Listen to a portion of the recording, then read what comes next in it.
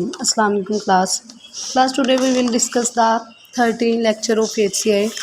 ACI का 13 lecture discuss करने से पहले हमने जो प्रीवियस लेक्चर किया था उसको थोड़ा सा डिस्कस कर लेते हैं कि हमने प्रीवियस लेक्चर में क्या क्या पढ़ा था। तो उसमें सब लेक्चर नंबर 12 हमने डिस्कस किया था। तो लेक्चर नंबर 12 में जो था वो ये था कि ACI इन सॉफ्टवेयर, सही है, इन सॉफ्टवेयर इंजीनियरिंग, HCI इन सॉफ्टवेयर प्रोसेस, ठीक है। तो HCI इन सॉफ्टवेयर प्रोसेस में हमने देखा था कि software engineering and the design process for interactive system, ठीक है। Usability engineering, iterative design and the prototyping design rationale, सही है। HCI इन सॉफ्टवेयर प्रोसेस में हमारे पास 3 प्रोसेस आ रहे हैं। कौन कौन से आए थे? यूजबिलिटी इंजीनियरिंग, देन हमारे पास iterative design and the prototyping design rationale, सही है। फिर द सॉफ्टवेयर लाइफ साइकिल, फिर हमारे पास आया सॉफ्टवेयर लाइफ साइकिल। तो जो सॉफ्टवेयर लाइफ साइकिल है वो एक software life cycle is an attempt to identify the activities that occur in the software development, सही है। सॉफ्टवेयर लाइफ साइकिल जो है वो एक अटेम्प्ट है जो कि आइडेंटिफाई करता है किस चीज़ को, एक्टिविटीज़ को जो कि अकर होती हैं सॉफ्टवेयर डेवलपमेंट प्रोसेस में। जो एक्टिविटीज़ अकर होती हैं वो सॉफ्टवेयर लाइफ साइकिल इसको आइडेंटिफाई करता है, सही है। दीज एक्टिविटीज़, ये जो एक्टिविटीज़ हैं, must then be ordered in time in any development process. फिर इस जो एक्टिविटीज़ को हमने क्या पढ़ा था उस दिन की, जो एक्टिविटीज़ होती हैं इनको हम किसी भी डेवलपमेंट प्रोजेक्ट में ऑर्डर कर देते हैं, सही है। दैन फिर software engineering is the discipline for understanding the software design process और life cycle. Software life cycle जो में ये है कि जो सॉफ्टवेयर इंजीनियरिंग है वो एक डिसिप्लिन है क्या करने के लिए, अंडरस्टैंड करने के लिए सॉफ्टवेयर डिज़ाइन प्रोसेस को या लाइफ साइकिल को, सही है। सॉफ्टवेयर इंजीनियरिंग क्या है कि सॉफ्टवेयर इंजीनियरिंग एक डिसिप्लिन है किसी भी लाइफ साइकिल या किसी भी सॉफ्टवेयर डिज़ाइन को अंडरस्टैंड करने के लिए, ठीक है। हमने ये प्रीवियस लेक्चर में सीखा था। Designing for usability occurs at all the stages of the life cycle. जो डिज़ाइनिंग की जाती है यूजबिलिटी के लिए वो अकर होती है लाइफ साइकिल के तमाम स्टेजेस में, ठीक है। Not as a single isolated activity. तो सॉफ्टवेयर लाइफ साइकिल क्या है? सॉफ्टवेयर हमने देखा कि HCI इन सॉफ्टवेयर में हमारे पास 3 प्रोसेस आते हैं। कौन कौन से? Usability engineering, iterative designs and the prototyping, then designs rational. फिर हमारे पास आया सॉफ्टवेयर लाइफ साइकिल। तो सॉफ्टवेयर लाइफ साइकिल हमने पढ़ा था कि क्या है, ये एक ऐसी अटैम्प्ट है जो कि आइडेंटिफाई करता है एक्टिविटीज़ को जो कि डेवलप होती हैं, जो कि अकर होती हैं किसमें, सॉफ्टवेयर इंजीनियरिंग प्रोसेस में या किसी भी डेवलपमेंट प्रोसेस में जो एक्टिविटीज़ अकर होती हैं उनको ये आइडेंटिफाई करता है। फिर ये हम क्या करते हैं कि इन एक्टिविटीज़ को ऑर्डर करते हैं किसी भी डेवलपमेंट प्रोजेक्ट में। देन फिर हमने पढ़ा कि सॉफ्टवेयर इंजीनियरिंग जो है एक ऐसा डिसिप्लिन है जो किसी भी सॉफ्टवेयर डिज़ाइन प्रोसेस या लाइफ साइकिल को अंडरस्टैंड करता है, ठीक है। Designing for the usability occur at all the stages of the life cycle. जो डिज़ाइन किया जाता है किसी भी यूजबिलिटी के लिए वो तमाम स्टेजेस पर अकर करता है। फिर हमारे पास आया था वाटरफॉल मॉडल, सही है। हमने प्रीवियस लेक्चर में ये सीखा था कि जो वाटरफॉल मॉडल है ना एक लीनियर सीक्वेंस है ऑफ द फेजेस या स्टेजेस का।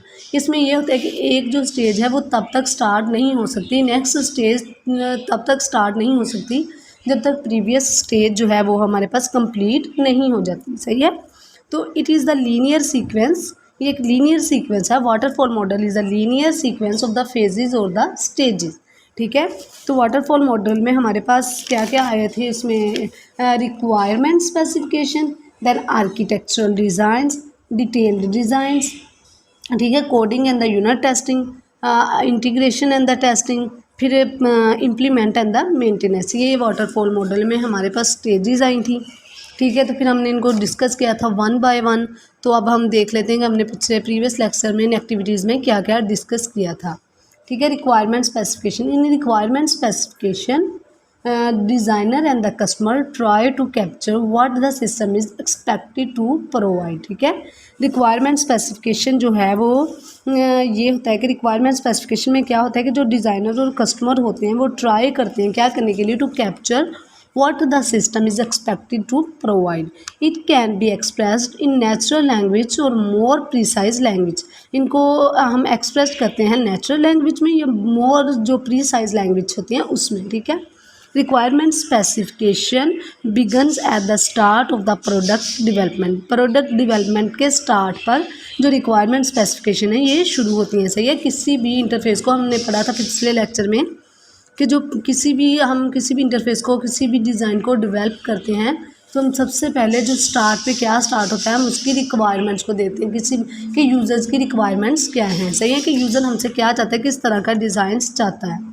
Architectural design high level description of how the system will provide the services required, factor system into major component of the system and how they are interrelated in needs to satisfy both functional and the non functional requirement। ठीक है।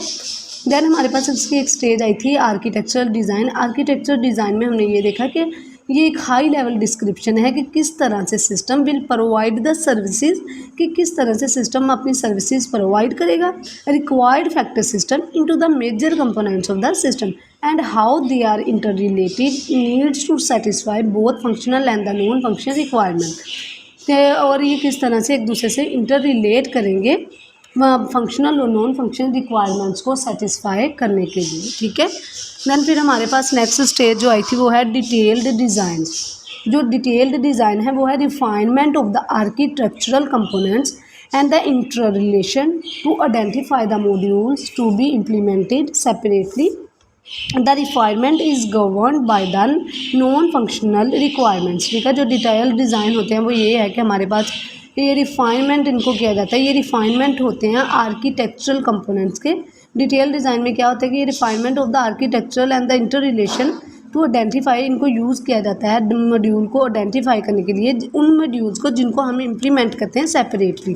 ठीक है। जो refinement है इसको govern किया जाता है by the non functional requirements. सही है। Activities in the life cycle में हमने requirement specification, architectural design, detailed design को देखा। नेक्स्ट हमारे पास इसकी एक्टिविटी आई थी coding and the unit testing. ठीक है। The detailed designs for a component of the system should be a such form that it is possible to implement it in some executable programming language. सही है। जो detailed design है एक component के लिए system के, शुड भी इन such form, इस फॉर्म में होना चाहिए डैट इट इज़ पॉसिबल, कि ये पॉसिबल हो टू इम्प्लीमेंट, इसको इम्प्लीमेंट करना it in some executable programming language, उसको पॉसिबल हो किसी भी प्रोग्रामिंग लैंग्वेज में इम्प्लीमेंट करना। ठीक है। After coding the component can be tested to verify that it performs correctly. सही है। हमने कोडिंग कर ली किसी भी डिज़ाइन की, फिर हमने ये देखना है कि हम कंपोनेंट को टेस्ट भी कर सकते हैं वेरीफाई करवाने के लिए कि करेक्टली काम कर रहा है। सही है। तो according to some test criteria, किसी भी टेस्ट क्राइटेरिया के मुताबिक ये काम करता चला जा रहा है। ठीक है। देन हमारे पास जो एक्टिविटी आई वो थी इंटीग्रेशन एंड द टेस्टिंग।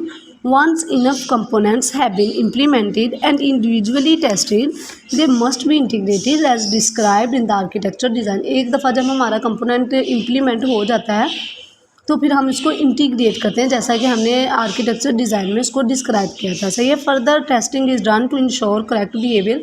फिर इसमें फर्दर हमने पहले कंपोनेंट को इंडिविजुअली टेस्ट किया था, अब हम इसको देखते हैं, पूरे को टेस्ट करके देखते हैं कि क्या करने के लिए, to ensure the correct behaviour.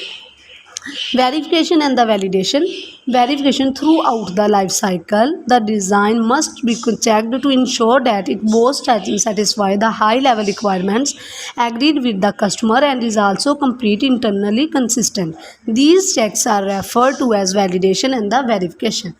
ठीक है। पूरे through out the life cycle हम एक डिज़ाइन को ज़रूर चेक करते हैं, क्या करने के लिए, टू इंश्योर करवाने के लिए कि ये हाई लेवल रिक्वायरमेंट्स को सेटिस्फाई कर रहा है कि या नहीं।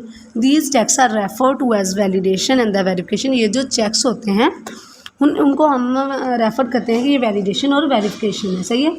वेरिफिकेशन में क्या होता है कि डिज़ाइनिंग द प्रोडक्ट राइट, जो हम प्रोडक्ट को डिज़ाइन करते हैं वो बिल्कुल राइट होनी चाहिए। वैलिडेशन में ये होता है कि डिज़ाइनिंग द राइट प्रोडक्ट, कि हमने जो प्रोडक्ट डिज़ाइन किया है वो बिल्कुल राइट है। The formality gap, validation will always rely to some extent और सब्जेक्टिव मीन्स ऑफ प्रूफ। ठीक है। वैलिडेशन जो है वो हमेशा रिलाई करती है, डिपेंड करती है to some extent on subjective means of proof. सही है। दैन फिर हमारे पास आया था the life cycle for interactive system, जिसमें हमें डायग्राम्स में बताया गया था can not assumes a linear sequence of the activities as the as in the waterfall model cannot assume a linear sequence of the activities as in the waterfall model, कि इसमें जो होता है वो एक लीनियर सीक्वेंस नहीं होता जिस तरह वाटरफॉल मॉडल में होता है। फिर इसकी कुछ स्टेजेस हमें दिखाई गई, लोड्स ऑफ द फीडबैक, ये एक डायग्राम के जरिए हमें समझाया गया था, life cycle for the interactive system. Then फिर स्लाइड नंबर जो हमारे पास आई वो यूजबिलिटी इंजीनियरिंग, सही है। हमने software ACI in the software process में हमने 3 प्रोसेस को डिस्कस किया था कि इसमें 3 प्रोसेस आते हैं, कौन कौन से, usability engineering, iterative designs and the prototyping designs rationale. तो सबसे पहले जो था वो हमने डिस्कस किया usability engineering. Usability engineering is the ultimate test of the usability based on the measurement of the user experience. ये एक अल्टीमेट टेस्ट होता है यूजबिलिटी का, एक अल्टीमेट टेस्ट जो कि बेस्ड करता है यूज़र एक्सपीरियंस के मेजरमेंट पर। Usability engineering demands that specific usability measures be made explicit as the requirement. जो यूजबिलिटी इंजीनियरिंग है वो डिमांड्स करती है कि स्पेसिफिक यूजबिलिटी जो है वो उसको हम मेजर कर दें, be made explicit as requirements, ठीक है। देन फिर हमारे यूजबिलिटी इंजीनियरिंग में हमारे पास आया था usability specification, usability attribute principle. उसकी स्पेसिफिकेशन में क्या क्या चीज़ें आई थी हमारे पास, यूजबिलिटी एट्रीब्यूट या principle, measuring the concepts, measuring the methods, now level, worst case, plan level, best case, ठीक है। Problems, usability specification, usability engineering के प्रॉब्लम्स क्या हैं कि usability specification requires level of the detail that may not be possible early in the design satisfying a usability specification, ठीक है। तो फिर हमारे पास इसके प्रॉब्लम्स में क्या आया था कि usability specification requires level of the details that may not be possible early in the design satisfying a usability specification does not necessarily satisfy usability, ठीक है। ये यूजबिलिटी इंजीनियरिंग है जो कि हमने पढ़ा था कि यूजबिलिटी इंजीनियरिंग क्या है, ये अल्टीमेट टेस्ट होता है of the usability based on the measurement of the user experience, ठीक है। तो देन फिर हमारे पास आया usability standard 9241, ISO usability standard 9241 adopt traditional usability categories. ये अडोप्ट करता है, ये जो स्टैंडर्ड 9241 है इसमें 3 कैटेगरीज को अडोप्ट करता है। कौन कौन सी, अफेक्टिवनेस, एफिशिएंसी, सेटिस्फैक्शन, ठीक है। अफेक्टिवनेस क्या है कि can you achieve what you want to, क्या आप वो अचीव कर सकते हैं, जो अफेक्टिवनेस में क्या आएगा कि क्या आप वो अचीव कर सकते हैं जो आप चाहते हैं। Efficiency, can you do it without wasting effort, कि आप इसको मतलब वेस्ट का एफर्ट को वेस्ट बगैर इसको कर सकते हैं, कि मतलब जैसा कि आप किसी भी डिज़ाइन को क्या फर्स्ट अटैम्प्ट में बिल्कुल एग्जैक्ट हासिल कर सकते हैं। Satisfaction, do you enjoy the process, कि आप प्रोसेस को इंजॉय कर सकते हैं। तो ISO यूजबिलिटी स्टैंडर्ड ने हमें 3 कैटेगरीज दी, इफेक्टिवनेस, एफिशिएंसी, सेटिस्फैक्शन। इफेक्टिवनेस ये था कि आप वो अचीव कर सकते हैं जो आप चाहते हैं, कि आप इसको डिज़ाइन को फर्स्ट अटैम्प्ट में अचीव कर सकते हैं। Do you enjoy the process, कि आप प्रोसेस को इंजॉय कर सकते हैं। फिर हमें कुछ मैट्रिक्स बताए गए फ्रॉम ISO 9241 के, ठीक है, तो जो कि हमने प्रीवियस लेक्चर में डिस्कस किए थे इसके कुछ मैट्रिक्स। फिर हमारे पास आया iterative designs and the prototyping.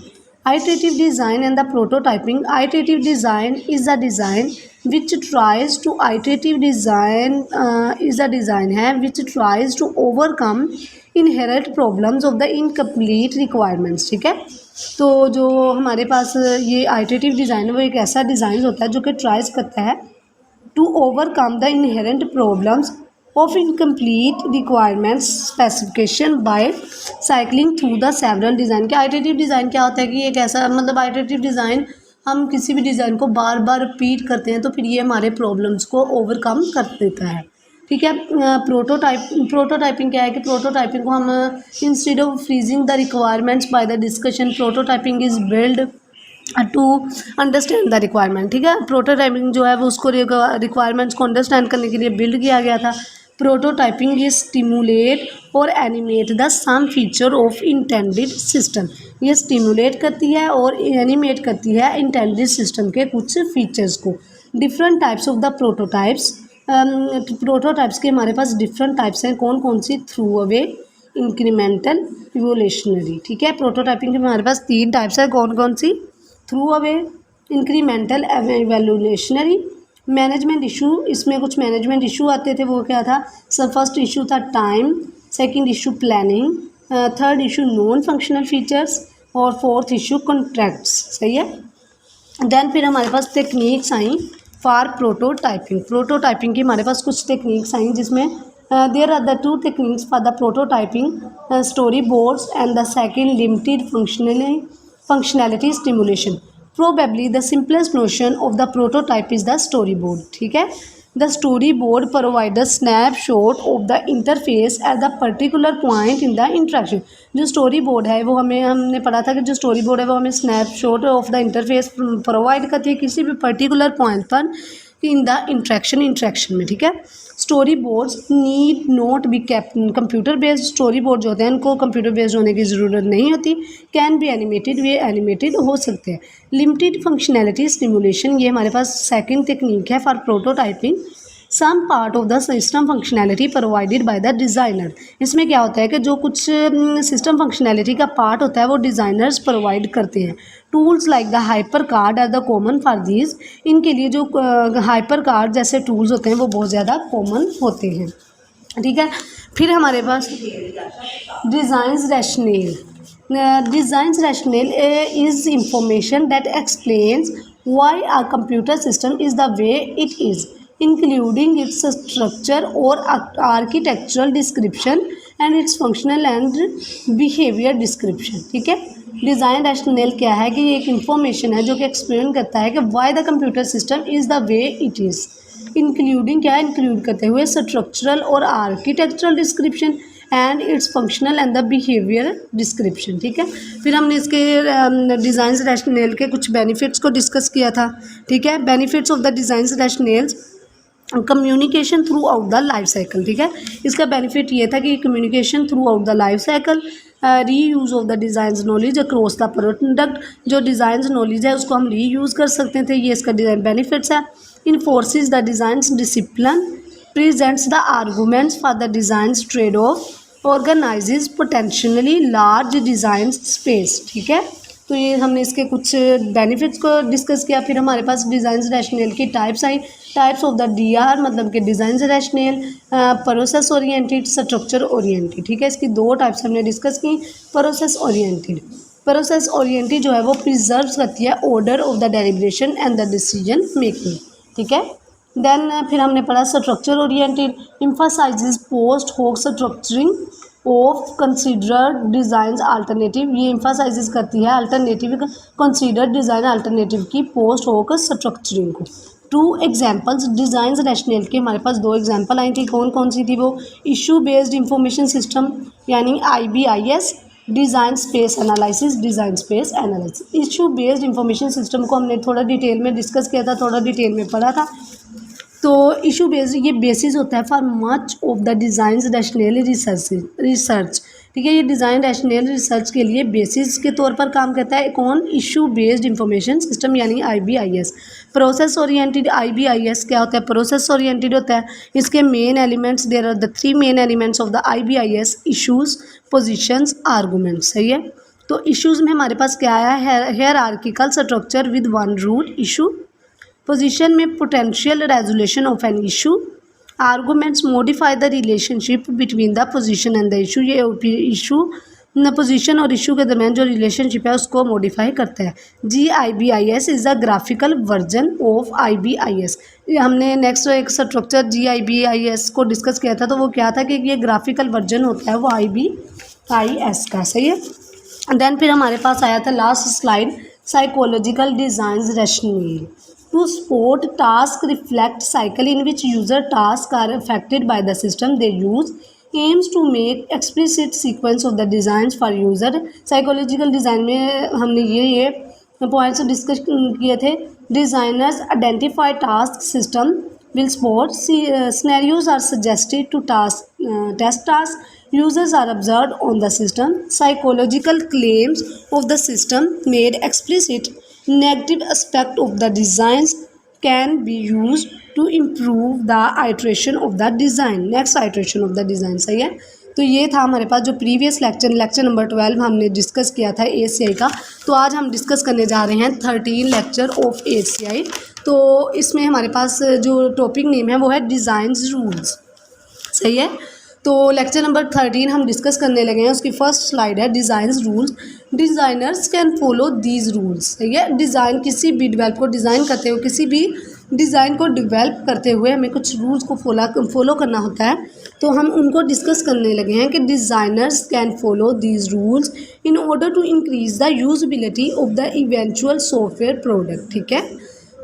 Rules को हम क्यों फॉलो करते हैं कि जो डिज़ाइनर्स होते हैं वो फॉलो करते हैं इन रूल्स को क्या करने के लिए, in order to increase the usability of the eventual software product, ठीक है। डिज़ाइनर जो होते हैं वो इन रूल्स को फॉलो करते हैं किसी भी सॉफ्टवेयर प्रोडक्ट की यूजबिलिटी को इंक्रीज़ करने के लिए। अंडरस्टैंड कि डिज़ाइन रूल हम किस मकसद के लिए इस्तेमाल करते हैं कि जो डिज़ाइन रूल्स होते हैं हम इनको किसी भी सॉफ्टवेयर प्रोडक्ट की यूजबिलिटी को इंक्रीज़ करने के लिए इस्तेमाल करते हैं, ठीक है। Design rules are in the form of the standard and the guidelines provides direction for the design.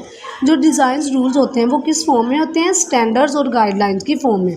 Provides क्या कहते हैं, हमें डायरेक्शन फॉर द डिज़ाइन, ये हमें डिज़ाइन के लिए डायरेक्शन प्रोवाइड करते हैं। ये किस फॉर्म में होते हैं, स्टैंडर्ड और गाइडलाइंस की फॉर्म में।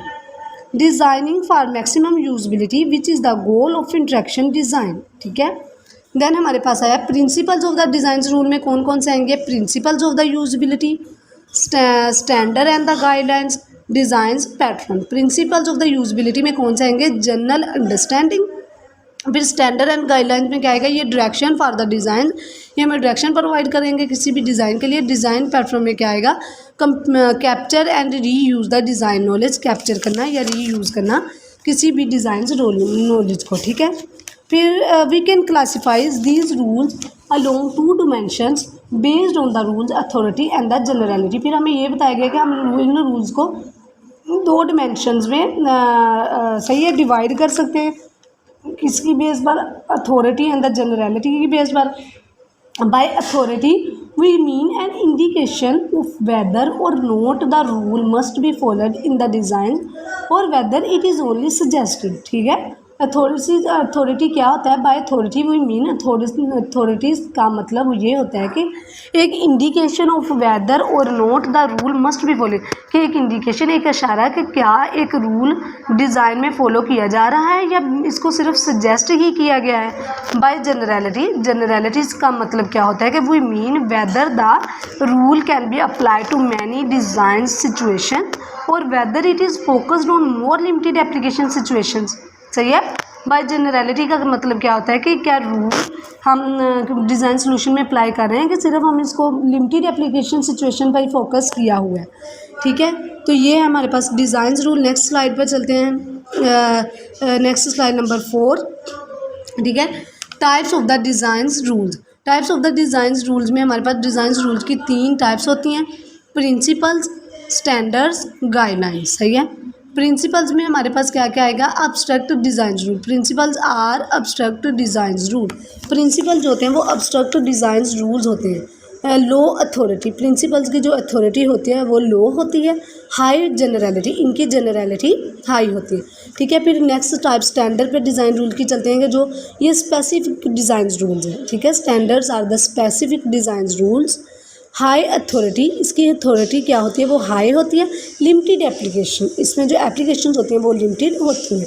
गाइडलाइंस, लोअर अथॉरिटी, इसकी जो अथॉरिटी होती है वो लोअर होती है। मोर जनरल एप्लीकेशन, एप्लीकेशन जो होती हैं वो बहुत ज़्यादा जनरल होती हैं, ठीक है। Types of the design rules में हमारे पास 3 टाइप्स हैं, प्रिंसिपल, स्टैंडर्ड्स, गाइडलाइंस, ठीक है। टाइप्स ऑफ डिज़ाइन रूल में 3 टाइप्स। प्रिंसिपल्स क्या है कि ये अब्स्ट्रैक्ट डिज़ाइन रूल्स हैं, इनकी अथॉरिटी वो लो होती है। हाई जनरलिटी, स्टैंडर्ड्स में ये कि ये स्पेसिफिक डिज़ाइन रूल्स हैं। High authority, limited applications. जो गाइडलाइंस हैं वो ये हैं कि ये lower authority, more generality application, ठीक है। फिर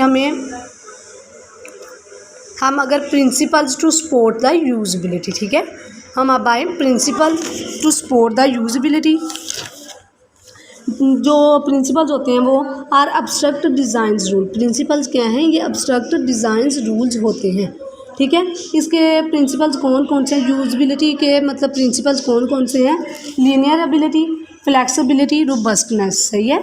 linear ability the ease with which the ease, हमने सबसे पहले हम डिस्कस करने लगे हैं यूजबिलिटी के प्रिंसिपल्स। यूजबिलिटी के प्रिंसिपल्स में हमारे पास 3 प्रिंसिपल्स आए, लीनियर एबिलिटी, फ्लेक्सिबिलिटी, रोबस्टनेस, सही है।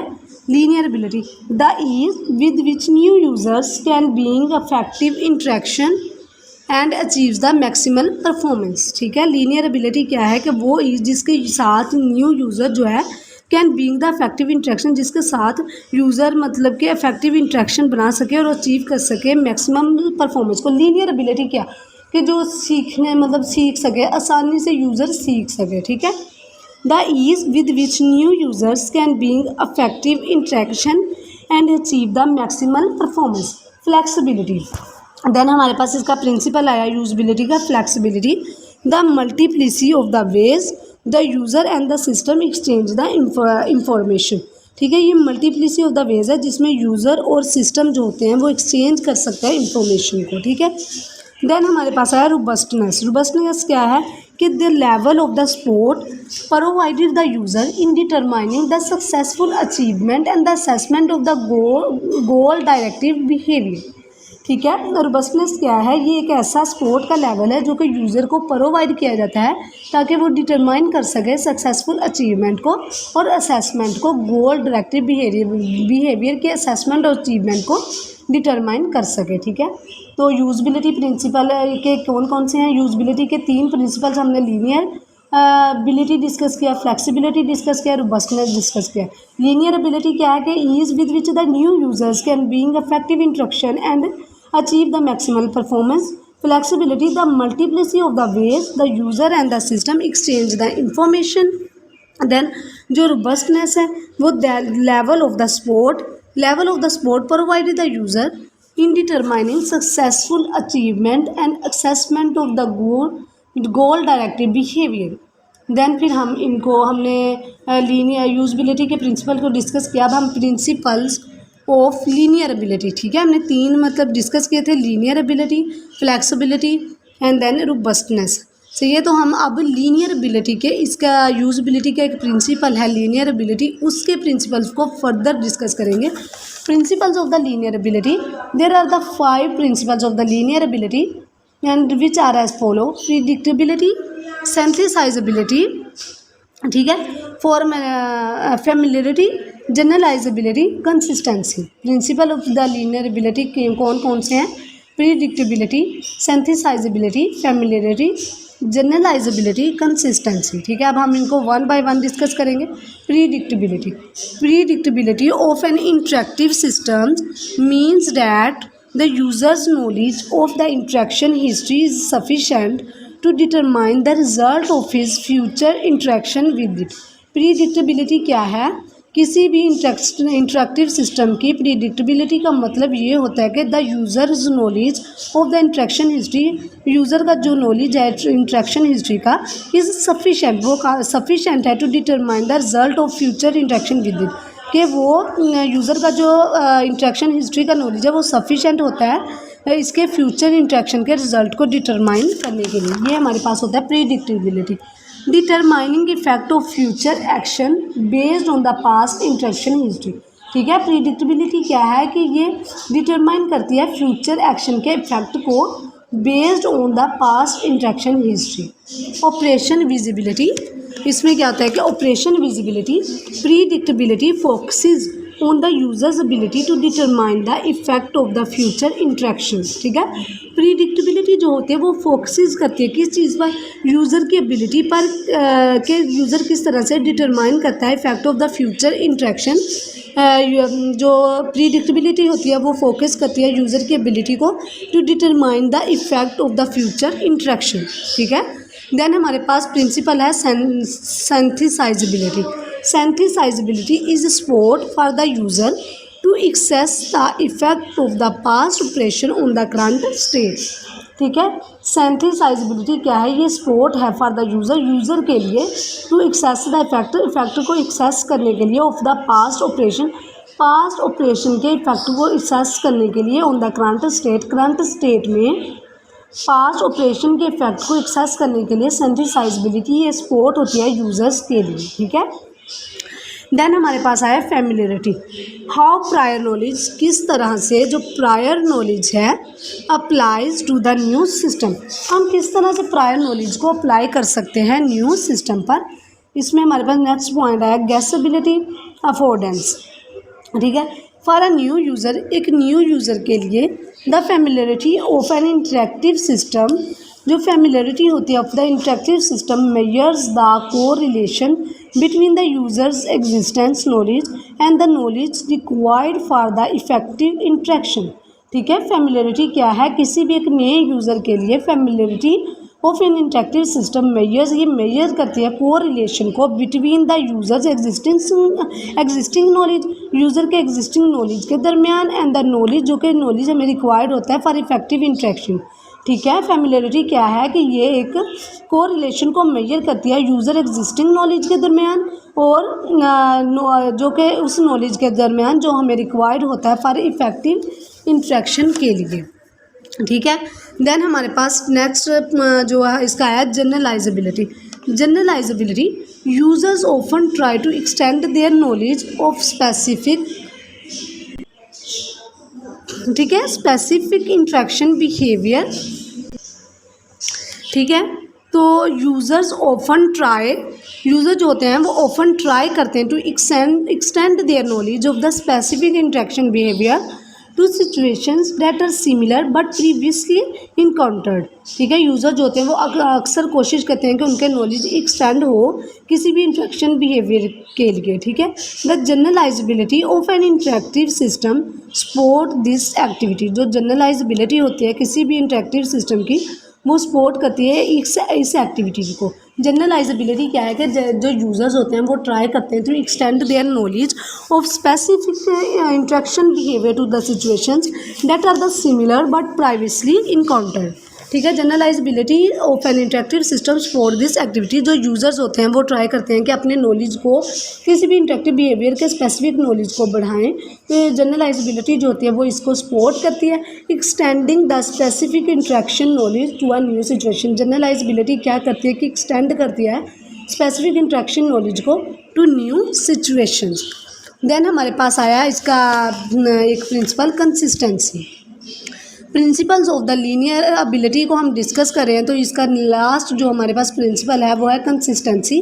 Consistency relates to the likeness in an input and output behaviour arising from the similar situation और द टास्क ऑब्जेक्टिव, ठीक है। कंसिस्टेंसी जो होती है वो रिलेट्स करती है टू द लाइकनेस के साथ रिलेट करती है किसी भी इनपुट और आउटपुट बिहेवियर में जो कि अराइज होते हैं फ्रॉम द सिमिलर सिचुएशन और टास्क ऑब्जेक्टिव में, ठीक है। तो ये हमने principles of the linear ability discuss किया, ठीक है, जो उसमें था predictability, sensitizability, familiarity, generalizability and the consistency. अब नेक्स्ट हमारे पास है principle of the flexibility. Principles of the flexibility are as follow: dialogue initiative, multi threading, task migratability, substitutivity, customizability, ठीक है। तो अब इनको हम वन बाय वन डिस्कस करेंगे।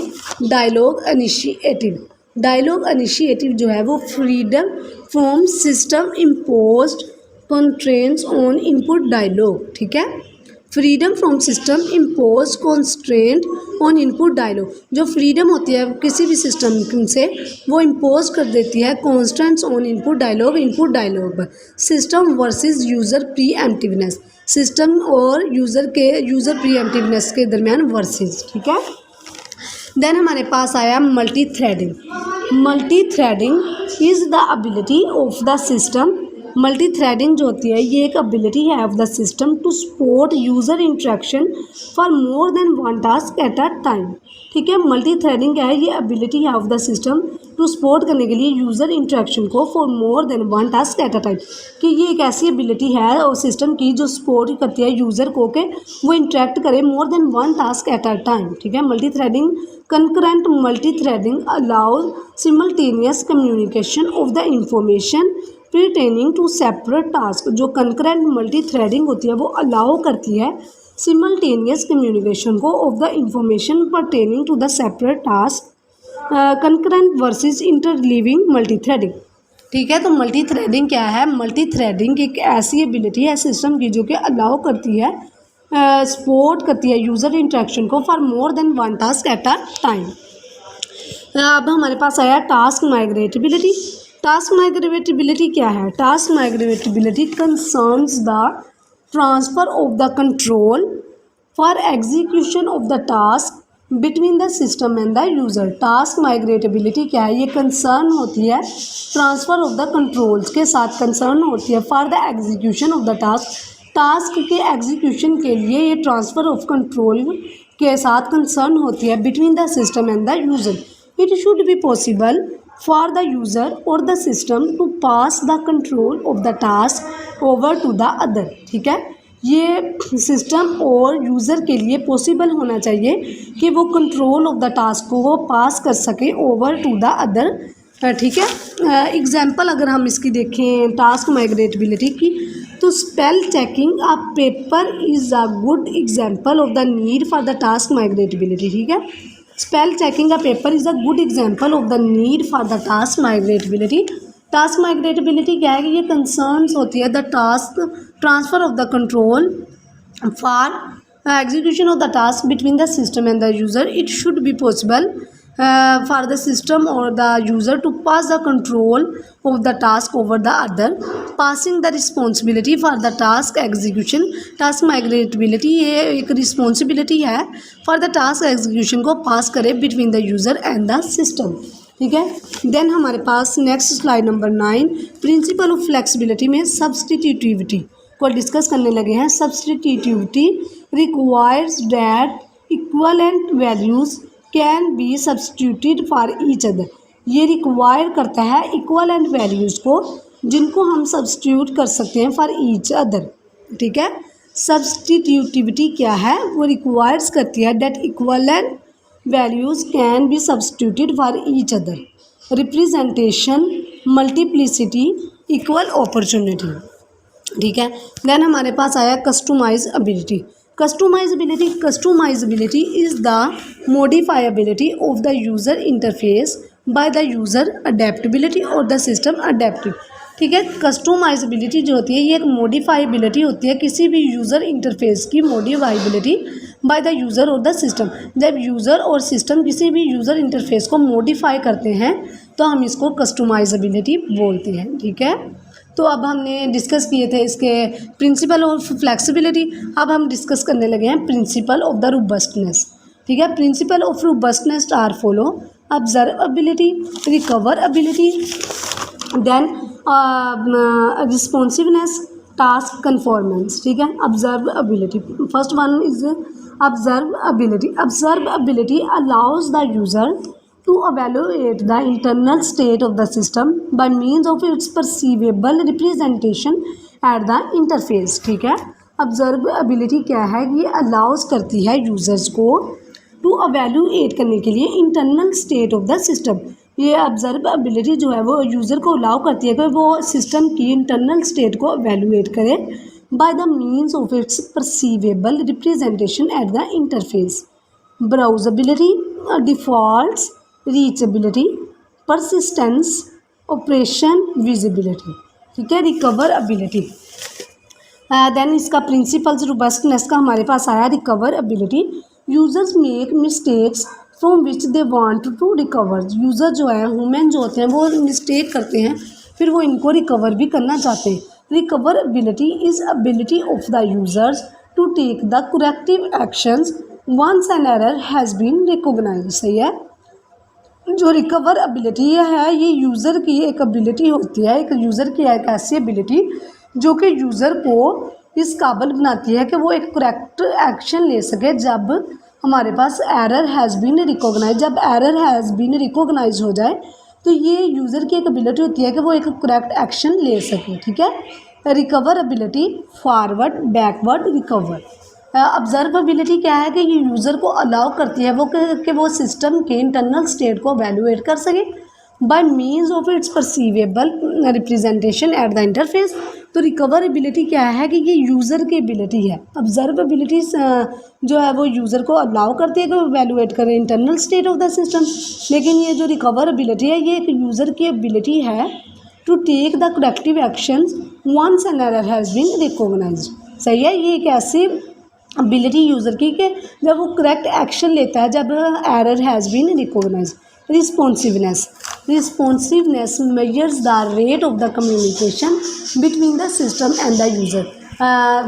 रिस्पॉन्सिवनेस क्या है कि ये मेजर करता है रेट ऑफ कम्युनिकेशन को between the system and the user और सिस्टम के दरमियान रेट ऑफ कम्युनिकेशन को मेजर्स करता है responsiveness.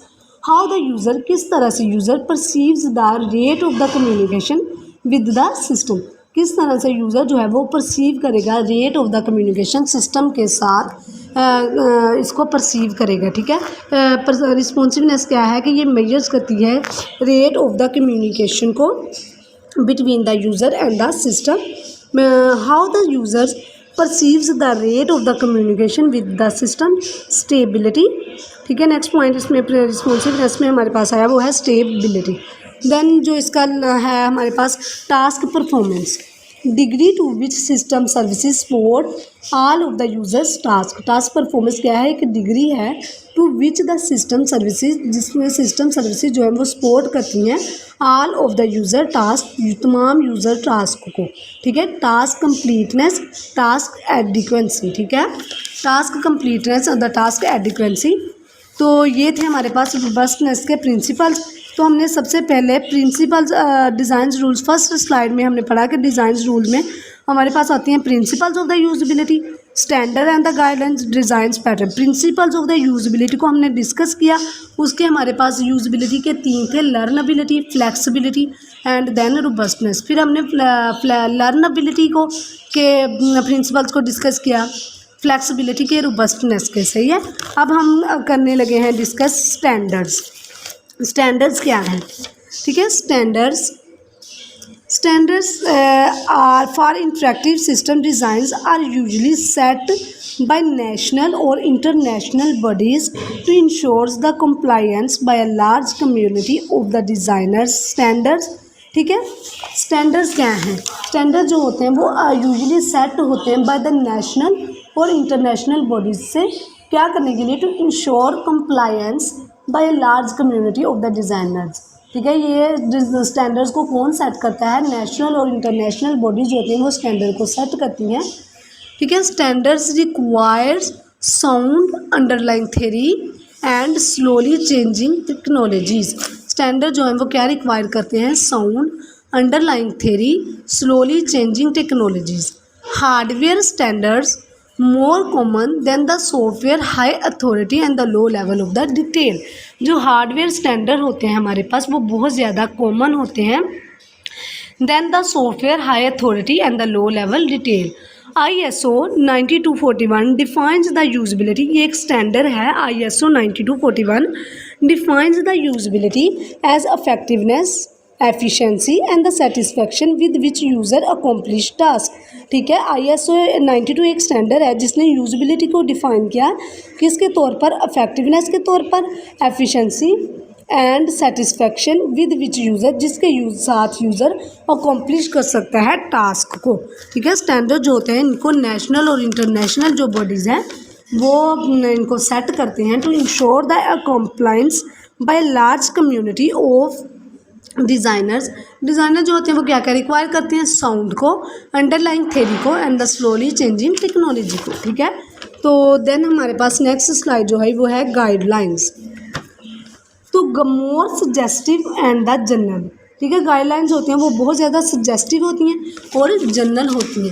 Many text books and the reports full of the guidelines. Guidelines बहुत ज़्यादा टेक्स्ट बुक्स हैं और रिपोर्ट्स होती हैं वो फुल ऑफ द गाइडलाइंस होती हैं। ठीक है, एब्स्ट्रैक्ट गाइडलाइन जैसा कि principles applicable during early life cycle activities. जो एब्स्ट्रैक्ट गाइडलाइंस होती हैं हमारे पास वो एप्लीकेबल होती हैं during the early life cycle activities के दौरान हम एब्स्ट्रैक्ट गाइडलाइंस को एप्लीकेबल करते हैं। ठीक है, डिटेल्ड गाइडलाइंस जैसा कि स्टाइल गाइड्स वो एप्लीकेबल होती हैं during the later life cycle activities. सही है। जो अब्स्ट्रक्ट गाइडलाइंस है वो एप्लीकेबल होती हैं during the life cycle activities. जो डिटेल्ड गाइडलाइंस हैं वो एप्लीकेबल होती हैं during the later life cycle activities. Understanding justification for the guidelines aids in resolving the conflict. ठीक है। तो गाइडलाइंस क्या हैं, ये बहुत ज़्यादा सजेस्टिव होती हैं और जनरल होती हैं। हमारी जो बहुत ज़्यादा टेक्स्ट बुक्स हैं या जो रिपोर्ट्स हैं वो फुल ऑफ द गाइडलाइंस होती हैं। ठीक है। तो देन फिर हम डिस्कस करेंगे नेक्स्ट स्लाइड जो है golden rules and the heuristic. Golden rules broad brush design rules. Useful checklist for the good design. ये यूज़फुल होते हैं चेकलिस्ट गुड डिज़ाइन के लिए, एक अच्छे डिज़ाइन के लिए ये एक यूज़फुल चेकलिस्ट है। Better design using these than these using nothing. हम किसी भी इनको यूज़ करते हुए जो गोल्डन रूल्स हैं हम एक डिज़ाइन को बेटर बना सकते हैं। ठीक है। रूल्स फॉलो करने के लिए, क्यों हमने फर्स्ट स्लाइड में भी यही पढ़ा कि डिज़ाइनर जो होते हैं वो फॉलो करते हैं रूल्स को to increase the usability of the eventual software product. ठीक है। तो इन रूल्स को हम फॉलो करते हुए better designs using these than using nothing. Different collections for example Nielsen 10 heuristic. Golden rules में हमारे पास डिफरेंट कलेक्शन आती हैं जैसे कि Nielsen 10 heuristic, Shneiderman's 8 golden rules, Norman 7 principle. Nielsen के 7 ह्यूरिस्टिक, श्नीडरमैन के 8 गोल्डन रूल्स और नॉर्मन के 7 प्रिंसिपल्स। ठीक है। तो अब हम इनको श्नीडर के 8 गोल्डन रूल्स को डिस्कस करते हैं। Strive for the consistency. Shneider ने हमें 8 गोल्डन रूल्स दिए जिनमें फर्स्ट वन था कि कंसिस्टेंसी के लिए कोशिश करना। Second, enable the frequent user to use the shortcut. Users को इस काबिल बनाना कि वो शॉर्टकट को यूज़ कर सकें। ठीक है। Third, offer informative feedback. Feedback को ऑफ़र करना। ठीक है। कि मतलब ऑफ़र करना है कि यूज़र्स अपने फीडबैक दे सकें। Designs the dialogues to yield the clear. एक डायलॉग डिज़ाइन करना है ताकि यूज़र और सिस्टम के दरमियान एक इंटरेक्शन डेवलप हो सके। Offer error prevention and the simple error handling. Error prevention offer करना और एरर हैंडलिंग को ऑफर करना। Permit the easy reversal of the action. Easy reversal of action की इजाज़त देना। Support internal locus of the control. ये श्नीडर के 8 golden rules हैं। Reduce the short term memory load को रिड्यूस करना। ठीक है। कि इसने हमें श्नीडर ने 8 गोल्डन रूल्स दिए जिसमें था कि स्ट्राइव करें कंसिस्टेंसी के लिए, यूज़र को इस काबिल बनाएं कि वो शॉर्टकट को यूज़ कर सके, फीडबैक को ऑफ़र करें, डायलॉग एक मतलब डिज़ाइन करें। ठीक है। एरर प्रिवेंशन ऑफ़र करें, easy reversal of the action को परमिट करें, सपोर्ट करें internal locus of the control को, रिड्यूस करें शॉर्ट टर्म मेमोरी लोड को। ठीक है। तो ये थे हमारे पास श्नीडर के कुछ रूल। Norman 7 principles. फिर हमारे पास है नॉर्मन्स के कुछ 7 principle. Use both knowledge in the world and the knowledge in the head. ठीक है। नॉर्मल ने हमें पहला प्रिंसिपल जो दिया वो ये है कि जो मतलब कि हम दोनों नॉलेज को यूज़ करें जो कि वर्ल्ड में है और जो हमारे जहन में, हम दोनों नॉलेज को यूज़ करते हुए किसी भी डिज़ाइन को डेवलप करें। Simplify the structure of the task. Task के स्ट्रक्चर को सिंप्लीफाई करें। Make thing visible. चीज़ों को विजिबल बनाएं। ठीक है।